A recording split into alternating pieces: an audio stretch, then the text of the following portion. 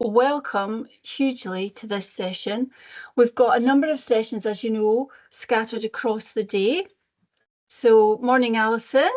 So, you're going to hear from myself for a short while, and I'm going to be giving a bit of an overview of what we do and some of our work, and trail some things that you're going to hear in a bit more detail across the other sessions today, when my colleagues Elaine, Victoria, Vivian and Jennifer offer some inputs.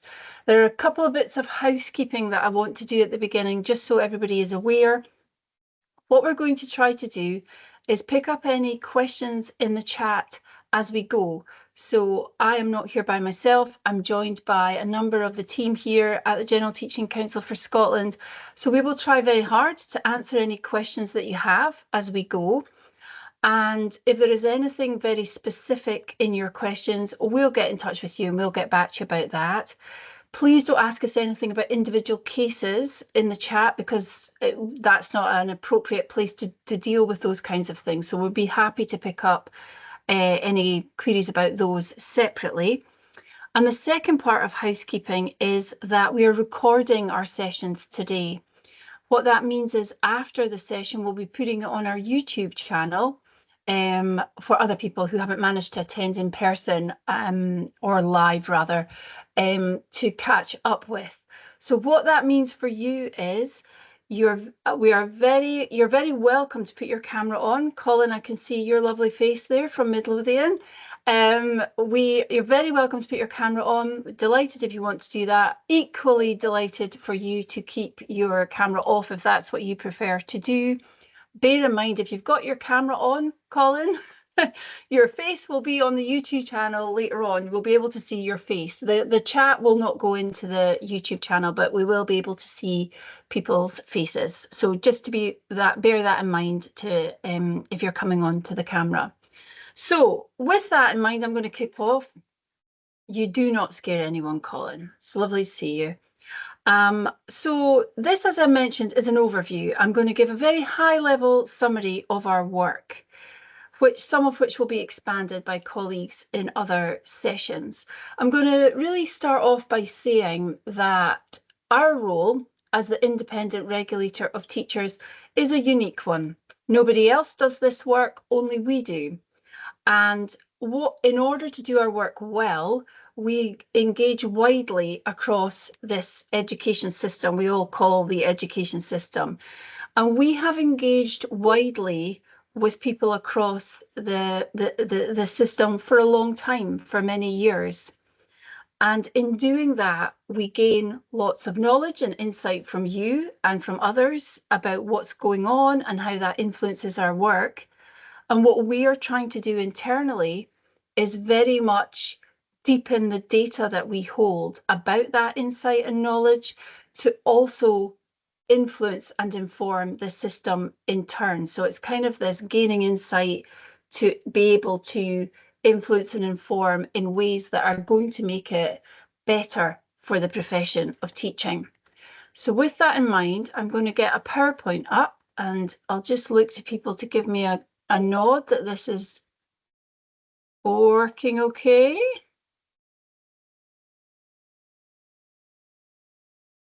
Does that look like it's working okay to everybody? Yes, great. So here it is, just coming for me. I think I'll probably be the last person to see it. Thanks, Natalie. That's brilliant. There we go. So got a little PowerPoint to help shape what I'm going to say today. And I am going to start off with this, which I think I shared last year, which is starting off with very much what are the foundations of our work as the independent regulator for teachers. And you will all be deeply familiar with these aspects. But I'm going to set this in a bit of context for you in 2025, because this is our 60th birthday. This is the 60th year of Scotland having a General Teaching Council. And we very much came about because of what you see in the very middle of this slide, entry standards and professional education. So we came about because teachers were concerned that the structures were not in place for entry standards and professional education. And teachers really wanted a body that really looked after the interests of teaching as a profession. And so how we came about as an organisation is very much deeply rooted in qualification, that qualification through academic study is what is entirely necessary in Scotland to be a teacher. And we know that that's not the case in all jurisdictions across the world. And over the last 6 decades that we've been around, we have built the other features that you see in this slide. And I'm going to take a quick roll through each of these before I highlight some more detail around about some of our work. So first of all, professional standards for teachers. You'll all know that the most recent version of professional standards are 2021. So we started to review the professional standards in 2017. We then, of course, like everybody, had a pandemic in the way to work our way through, which eventually led to new standards being launched in 2021. 5 standards, 2 of which are mandatory standards: the standard for provisional registration, which is the framework for the content of initial teacher education. That's what people achieve through their initial teacher education, teaching qualification. And standard for full registration being that mandatory standard for all teachers in Scotland, the one that's achieved through a period of assessed teaching practice, a period of induction to the profession. And really, it's worth remembering, I believe, that teacher preparation in Scotland is a minimum of a 2-year bundle of activity. It is ITE plus induction. Teacher preparation is very much what induction is there to support, that second phase of becoming a teacher. So 2 mandatory standards, 3 aspirational standards, the career-long, professional learning, the middle leadership and the headship, with the added idea that the standard for headship is now a legislative requirement for head teachers in local authority and grant-aided schools to hold. So professional standards have been something that have grown over the last 2 or so decades of there being a teaching council. And we also have professional standards too for college lecturers. So we welcome college lecturers onto the Register of Teachers. We hold one register, it's a Register of Teachers. So college lecturers for us are registered in the category of teachers of further education. And there are standards that are associated with that journey to being registered with us that are also deeply rooted in a teaching qualification. And these standards work together with this, the Code of Professionalism and Conduct, to set out what it means to be a teacher in Scotland. So professional standards and COPAC work together to describe teacher professionalism. And we did some work to COPAC even very recently and republished that digitally in 2024 to make it easier for use. So hopefully you're familiar with the digital version of COPAC. Now, I mentioned right at the beginning that the reason the General Teaching Council for Scotland came around in 1965 was because teachers after World War II were deeply concerned about the number of people in classrooms calling themselves teachers, being employed as teachers, but not having a qualification to be a teacher. So that very first reason for us existing is around about teachers being qualified, and there are some rules around about what that qualification looks like. So I thought it would be helpful to summarise some of the activity that we've got going on around about entry standards to the profession and professional education, because this has been quite an active area of focus for us as an organisation over the last year. So we've recently published a new memorandum on entry requirements to programmes of initial teacher education. So following some intensive engagement activity and a public consultation, these have now been published. You can find those on our website. And really, when we go out and ask the public and people who are very knowledgeable about what it means to be a teacher in Scotland and to become a teacher in Scotland. When we speak about entry requirements, I think it's fair to reflect that very rarely are we asked to reduce them. More often, we're asked to increase them. And I think it's about that recognition that teaching is complex work. Not everybody can and should be a teacher, and that can be quite an unpopular thing to say in some contexts, I'm aware, when we know that across the country there are very differing needs for the employment of teachers. We are really mindful that as a nation, we need to look outwards to what some other countries are doing to really attract people to become teachers. And what we can see in short is that those jurisdictions that have lowered entry requirements, or in other ways made it, let's say, easier to become a teacher, have actually had the opposite impact to which they intended at the outset. They've actually made it less attractive to become a teacher in reducing that professional status of what it means to be a teacher. So this is something that I think together as a system, we need to really be very focused on, that we need to keep in mind those high standards that we have in Scotland for teachers. By way of other work in this sort of sphere of activity for us, we are doing some work to plan to take on responsibility for accreditation for the teaching qualification in further education. So I'm sure many of you know that the TQFE is a different approach to an initial teacher education qualification. So teachers of school education qualify, get registered, get employed.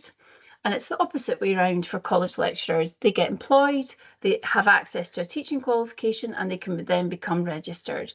So we're taking on responsibility for accreditation of programmes of teaching qualifications for further education. We are also very much immersed in updating our teacher education accreditation and regulation arrangements. So you will be aware that we accredit programmes of initial teacher education in Scotland. There are currently 46 active programmes of teacher education in Scotland across 11 higher education institutes, and they have all been accredited to say that they meet our requirements, that the students who successfully complete the teaching qualification should be recommended to us for having achieved the standard for provisional registration. Historically, we have focused significantly on looking at the plans that HCIs have for their programmes. So what do they intend to do with their programme? And we are moving towards a model which we've been piloting that is looking more at the ongoing outputs of programmes of teacher education. So are programmes doing what they set out to achieve? And how do we know? How are students progressing, following ITE through their induction and beyond? So we're changing up how we do accreditation, essentially, of ITE and what our ongoing monitoring requirements are going to be. And in early 2026, we're going to be publicly consulting on our changed approach, our plans. So please look out for that if that's something that you'd be interested in contributing to. We're also working with HEIs to improve the evaluation of ITE. So in short, how do we gather a national picture to know how well we're doing in initial teacher education, how well we're doing with supporting people to become teachers?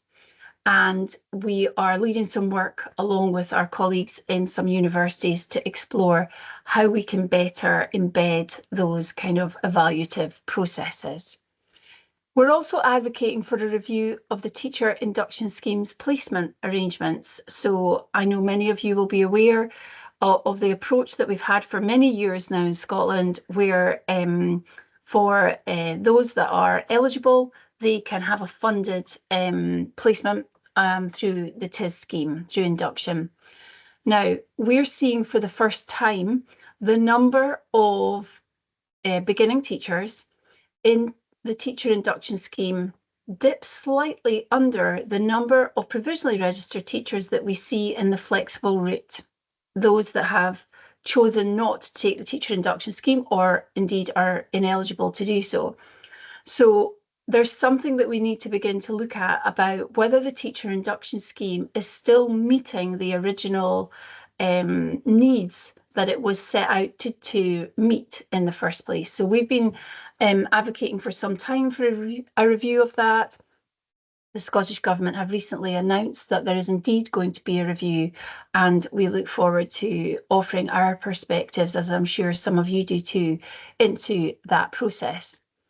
We're also at the same time working with others to consider what a new approach to what we are calling for now graduate teacher induction could be. So essentially, are we getting induction right for all teachers, those on the teacher induction scheme and on the flexible route? And what could the system do?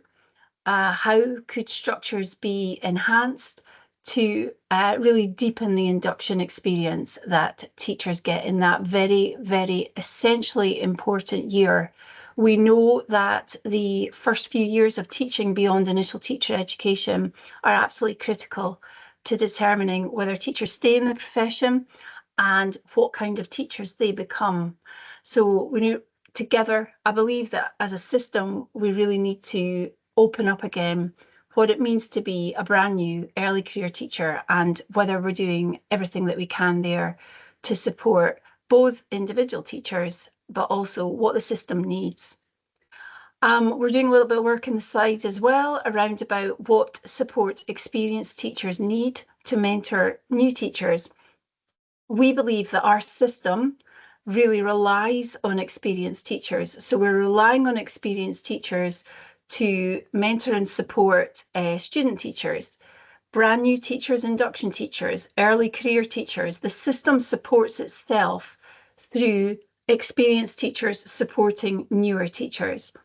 I think it's time for us to look at what support experienced teachers need to do that job well, what structures need to be put in place. And dare I say it, it's perhaps reopening some of Graham Donaldson's Teaching Scotland's Future, which spoke a lot about mentoring and really taking a look to see, as a system, have we got that right? Or is there anything else that we need to do? And we are also working through the Strategic Board for Teacher Education to develop and promote a new education and development framework for teachers. So we are looking to consider whether what we have in place, ITE plus induction into early career, and then whatever happens beyond that for individual teachers, do we have a continuum of teacher education and development as well and as coherent as it needs to be for what it means to be a teacher in 2025 and beyond. So lots of work happening in the background too around about that. So lots happening in the world of entry standards and professional education. I mentioned right at the beginning, another sort of feature of our regulatory framework is, of course, a requirement in Scotland for teachers to commit to ongoing learning and development. And I know that Elaine and Victoria are going to speak about this in more detail in a later session. So high-level messages from me here.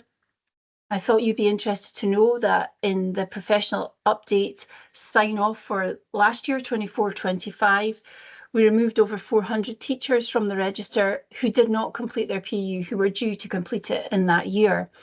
Out of interest, 250 or so of them were employed, and you can see the breakdown of those. And ultimately, we reinstated 109 to the register. So we have a process for people who essentially did not mean to not complete their professional update. So something there, I think, in the connection between our processes, the legal requirements for teachers to do this, and the impact that, of course, it has on employment if they don't do that. we are also in 10 years of professional update. So it's we've now got 10 years worth of information about the professional update process. We have looked very closely at our own data. We've also commissioned some external work to look at professional update, which Elaine and Victoria will speak to you about later on today. For the purposes of this overview, I thought it would be helpful to outline that when we look deeply at 10 years worth of data from teachers who have been through the professional update process, sometimes twice now, these are the core messages that absolutely emerge out of that information, that a high quality professional review and development experience is foundational, that standards really need to be at the heart of professional update, that teachers really need support to prioritise that reflection of and consideration of impact of their learning. So it's not just a case of having done the learning, it's what that has meant for their growth and development as a teacher and the impact on them and their colleagues and perhaps their learners. That collaboration matters. Teachers report that collaboration with colleagues is a critical and highly valued part of their professional development experience. We do see, though, too, through the data, that there is a need, perhaps as a system, to revisit and refresh coaching and mentoring. Not all our teachers are experiencing what they would describe as coaching and mentoring support throughout the professional update and PRD experience, and that we need to really help the teachers on the, what I'm going to call, outskirts of normal activities. So those teachers who perhaps are working on temporary contracts, perhaps who are working multiple supply over different employers, they tend not to experience the same levels of support for their own development than other teachers. And we still have some real focus to continue to talk about how PU and PRD balances the needs of the individual teacher as a professional and the requirements of the context they find themselves in. So getting that balance right between the school or the employer or the local authority or even the national priorities, along with what that individual teacher recognises and has identified for themselves as their own development requirements. We too have evidence that would suggest over many years teachers having the time that they need for the professional development it can be an issue, and that there is a need as a system for us to consider how do we embed professional standards beyond the PRD experience. So it shouldn't really be that the PRD annual activity is the only time that teachers are thinking about professional standards or talking about professional standards with a colleague. So 10 years of PU, lots to learn together from that. And the last icon that I had on my beginning slide was professional-led regulation. And I think it's just really important to, I suppose, remind us of the basics of the system that we have. We have nationally a General Teaching Council for Scotland that is funded by Scotland's teachers. So the annual fee that individual teachers pay is that individual contribution to a collective responsibility. Essentially, a collective responsibility to decide who belongs to this profession of teaching and who doesn't, or who no longer belongs to this profession of teaching. And again, just by way of reminder, we receive no funding from the Scottish Government for funding towards our core functions of what we do in terms of registration and regulation. And as an independent regulator, like all regulators, our core role is really to protect the boundaries of teaching. So protecting essentially who enters this profession we call teaching and who should no longer belong to it. So what we do is take our role as a regulator in that entry point to the register incredibly seriously. We have a legal obligation to investigate the fitness to teach of every single teacher who joins our register. So we have a degree of sort of performance indicators around about that space. And I thought you'd be interested to see this one. So we've been working very hard on exceeding our target of deciding on 95% of registration applications within 3 months of completed application time. And we're working currently at a 99% rate there. Now, we also have a legal obligation to investigate serious concerns about teachers. And we are working very hard to achieve our target that we've set for ourselves, that is a target that is in line with other bodies like us, for concluding 80% of fitness to teach cases within 15 months of referral. And you'll see there that our year-to-date figure is 78%. We're working hard to improve case throughput. We do consistently meet and exceed even our engagement target for those teachers who are involved in fitness to teach casework. We want them to be involved. We want them to participate in the process, and we work incredibly hard at that. And you'll see that we are meeting our target there. So more to come on those particular aspects in later sessions today. Now, here's a snapshot of our register from last year. We have, as I mentioned right at the beginning, been working hard on deepening our data analysis. So we have lots of information. What does it tell us about teachers and the profession of teaching? And how can we use our information to share it back with people like you and to influence some of the change that we think maybe our data suggests is needed?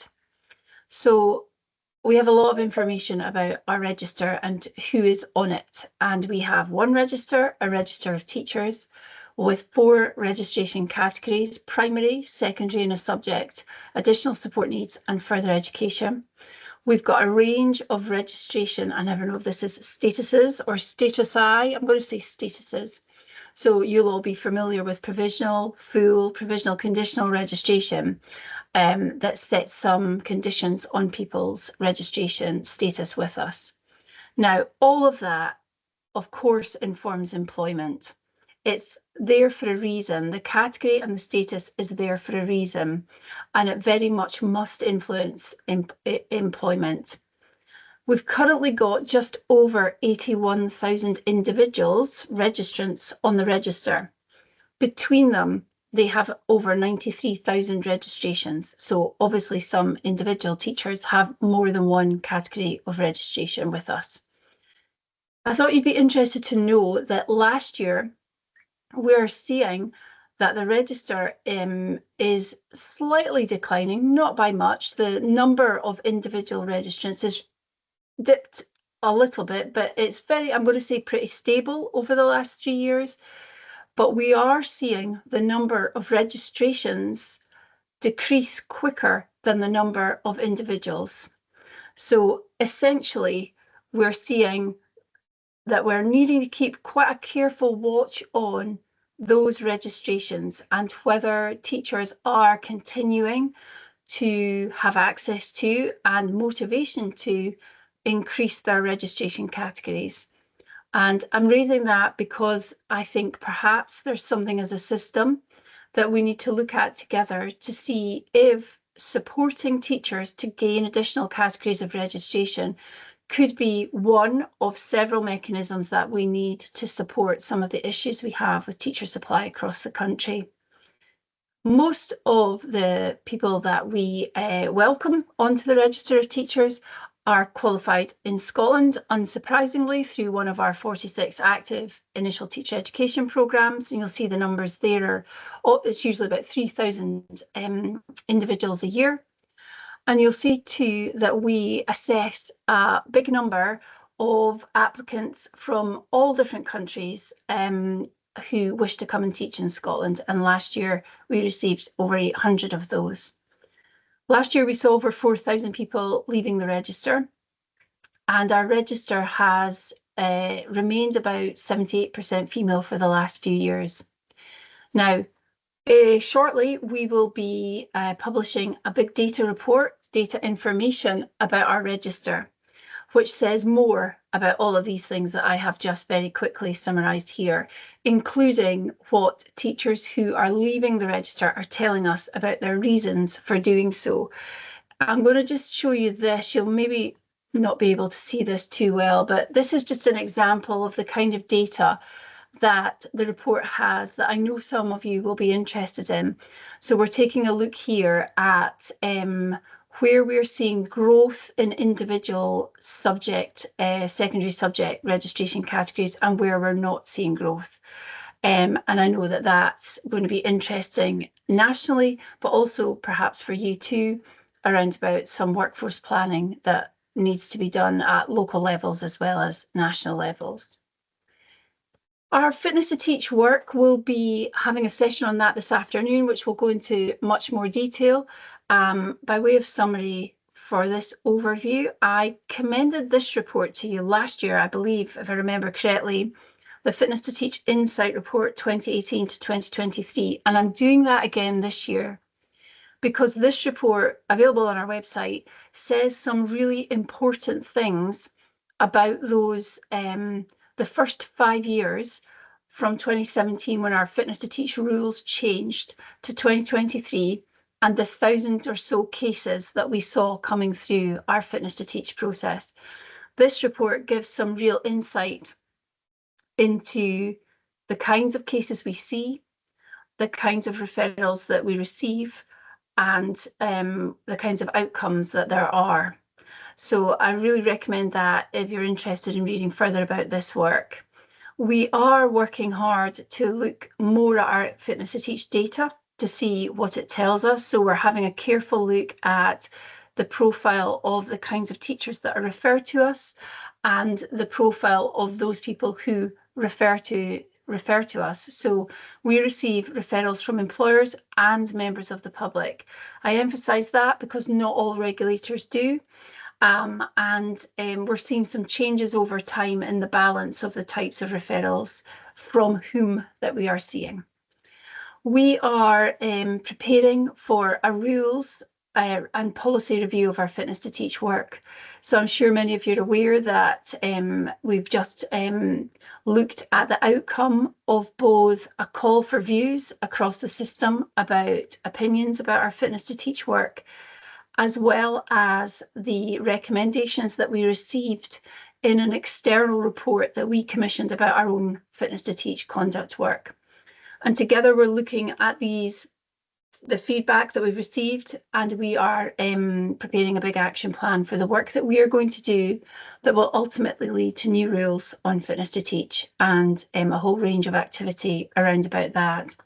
In the meantime, we are focusing heavily on case throughput, as I've mentioned earlier. We've done a reconciliation exercise with local authority employers to look at making sure that we have got referrals for the cases that we should have. We still experience data sharing barriers to our Fitness to Teach work. We've described our Fitness to Teach work before as it's not an island. Although we are independent, we're an independent body, and our Fitness to Teach process is different. It's a different process with a different set of criteria to that you might undertake as an employer and with a disciplinary process. Ours has a very different set of criteria and rules around about it.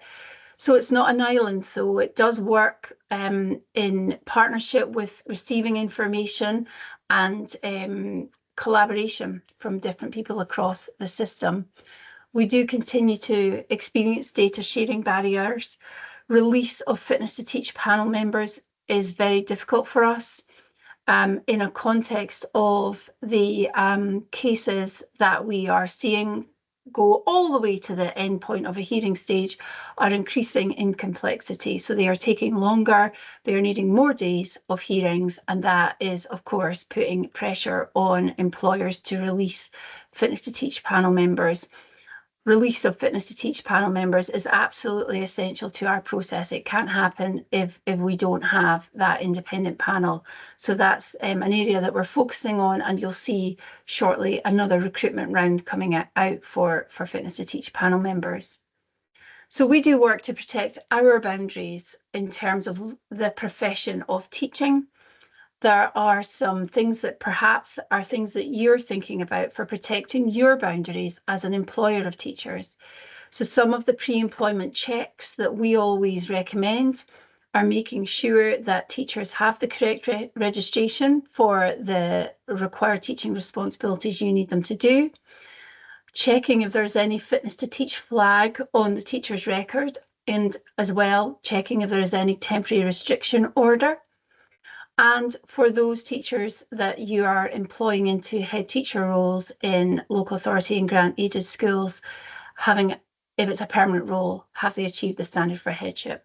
Now you can find all of that information on our Search the Register functioning, and of course employers have additional access there, and that is work that we are looking to enhance as we take forward one of our big pieces of development work this year, our new MyGCS, that will have really beneficial impact on Search the Register functionality.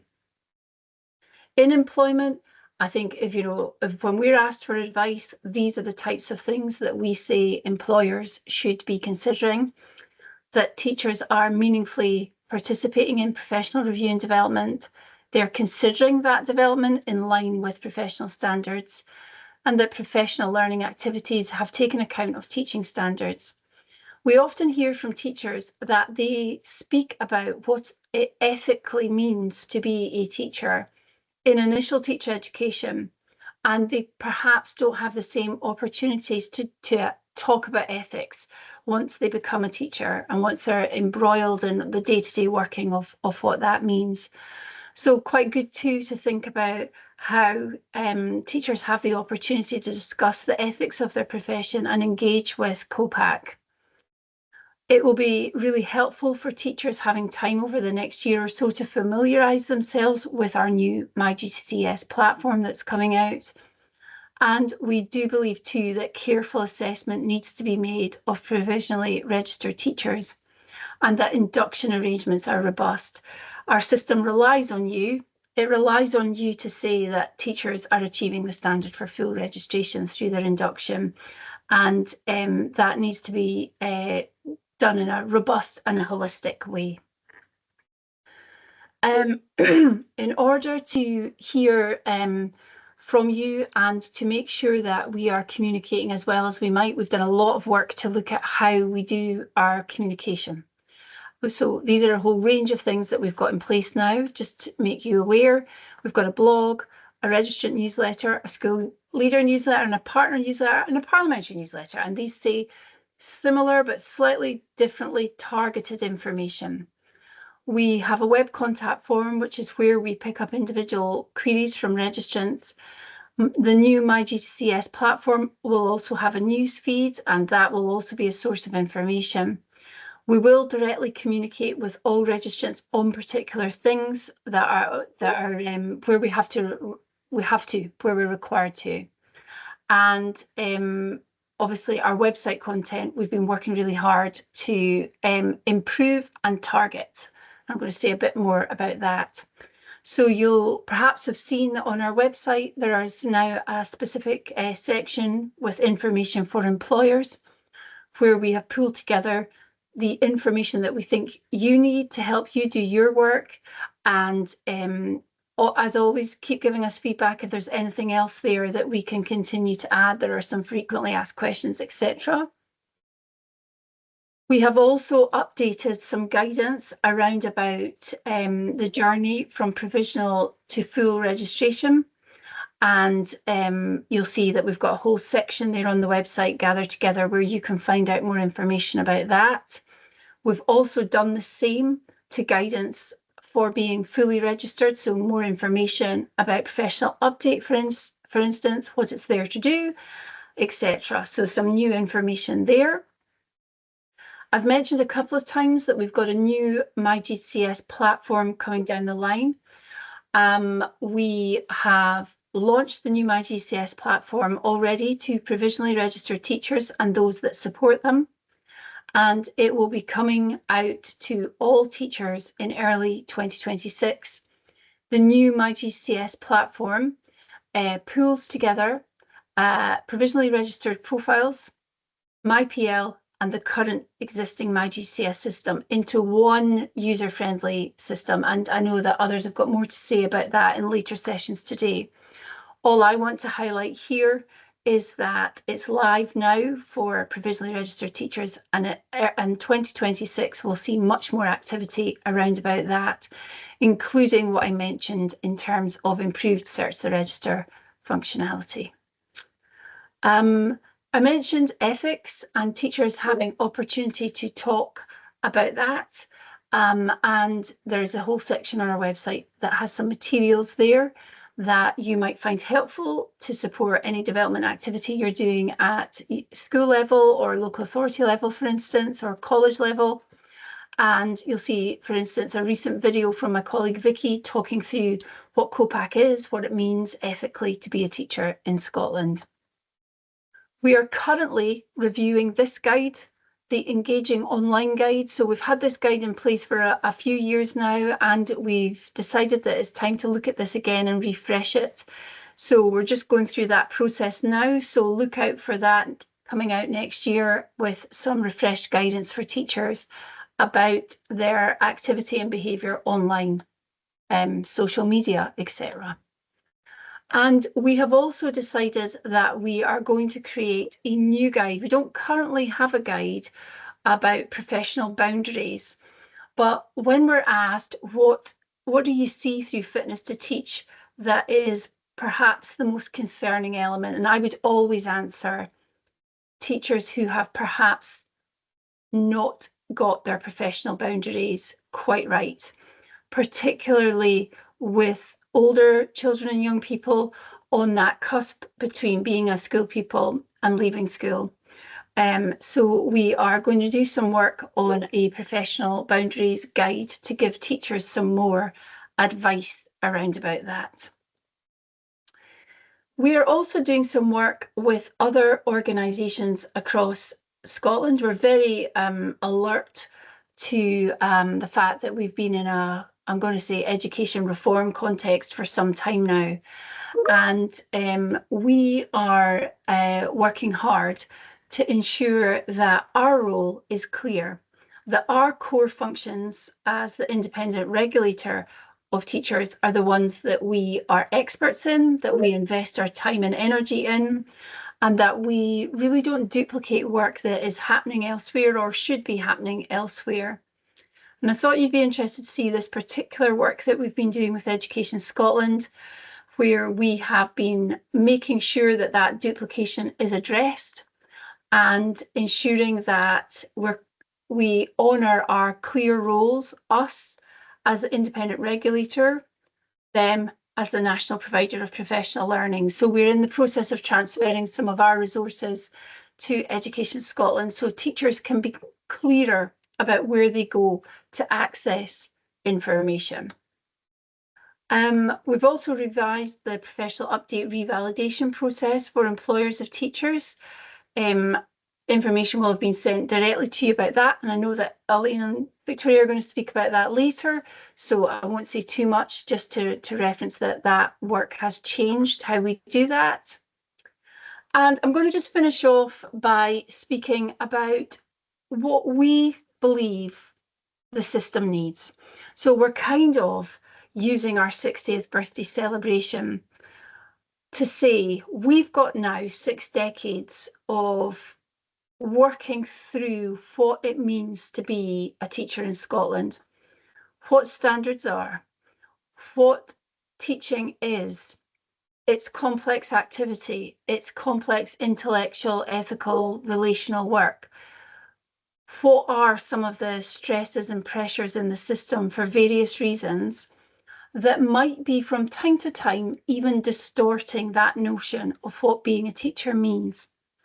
So in this 60th birthday year, we have shared these 5 big asks with politicians and others. So we're really calling for policymakers to understand and value what teaching is. We would really very much like to be involved and help influence what a refreshed teacher education and development framework should look like. Are we still getting it right with the structures that we've got? Alongside that framework, we need stronger support structures to enable that effective teacher development. We don't underestimate the challenges that there are in structurally making that happen. And some of the issues are very entrenched around about time, space, etc. But we really need to, as a system, deeply look to see if we can solve some of these long-standing issues. And we need action too about issues of teacher supply, recruitment, retention and promotion. Now that for us, some of that's urgent and much of that is long-term planning so that we really understand there is not one national picture of teacher supply and recruitment and retention. There are different nuanced issues that we really need to be knowledgeable about, have the data that backs up and the action in place to manage. And together we really need to ensure that we've got a coherent and collaborative system of effective regulation. Essentially, the system needs to have the right checks and balances in place so that everything happens as it should. So last slide from me. We'd be really grateful about if you could share some of this information with your colleagues that we're sharing today. We are not, like I've mentioned, we're not an island. We work together in a system that comes with relationships of responsibility. We each have our component parts to play. Sharing our information is a really critical first step. Where you can, supporting the release of council and panel members would be incredibly helpful to ensure that our work in the interests of trusted teaching can take place. Please share information with us. We're the independent regulator of teaching. We have legislation underpinning us around about our role.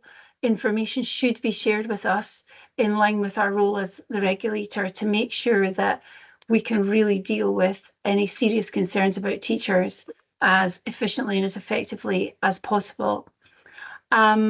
We really welcome approaches to looking at teaching standards being better embedded in your processes. It'd be great if you could consider where those could feature. And of course, if we can all advocate for those meaningful PU and professional review and development processes. And this next year or so, there's going to be a very specific ask that we have of you of supporting effective new system, new platform, My GTCS engagement. Exciting always to bring a new digital development, but we don't underestimate that there can be a degree of anxiety and uncertainty about using a new system, and some time and space is going to be needed to do that. So that is all I have to say right now, and I am going to just stop sharing this. I don't know how to do that right now because my button has gone. Oh, there it is. It's moved. I would really wish Teams would stop moving stuff about. I cannot cope. And I'm just going to have a quick check in the chat and make sure that in my last few minutes, if there is anything that I can do. So we will put some information out about signing up to the newsletter. It's going to be much more easier to do so once we have the new MyGCS out to everybody, because there'll be an option to do that. And I'll just check. I'm just checking Alexandra's question, your view on managing fitness to teach capability in a role in our assessing versus fitness to teach overall. Okay. So, and someone's mentioned we've got a session on that later on today. So we'll keep an eye on these questions, regardless if we are in the meeting or not, and make sure that we answer these for you. Open up more routes into teaching, Colin. I'm going to pick that up very quickly before I forget. In Scotland, there are some basics that, as you all know, a degree needs to match teaching qualification. A teaching qualification needs to happen in a higher education institute. And these, in the way that our order and our rules work together, are all legal requirements of what it means to be a teacher in Scotland. We would challenge whether we need more routes into teaching. We currently have 46 programmes of initial teacher education in Scotland. You may have your own view about whether a country of our size needs 46 different ways of becoming a teacher in Scotland. So in short, Colin, we think that it's time to have a look at these all together. And we are really mindful that some of you will recall, oh gosh, a decade or so ago, finance came in place to look at alternative routes into teaching. Different programmes, different activities came about. Very few of those continue to exist. So there is a need for us to look at this as part of that bigger overarching framework of teacher education and development I was talking about. There's a lot we could say about that, Colin, but no time today, but definitely an area of focus for us nationally. I'm going to round up there because I want to give you 5 minutes before you come back at 11 o'clock, where you'll be joined by my colleagues Elaine and Victoria to take you through becoming a teacher, provisional to full registration. I hope that's been helpful. Please ask any questions as we go on through the other sessions, and see you hopefully at 11 o'clock. Great. Thanks, everybody.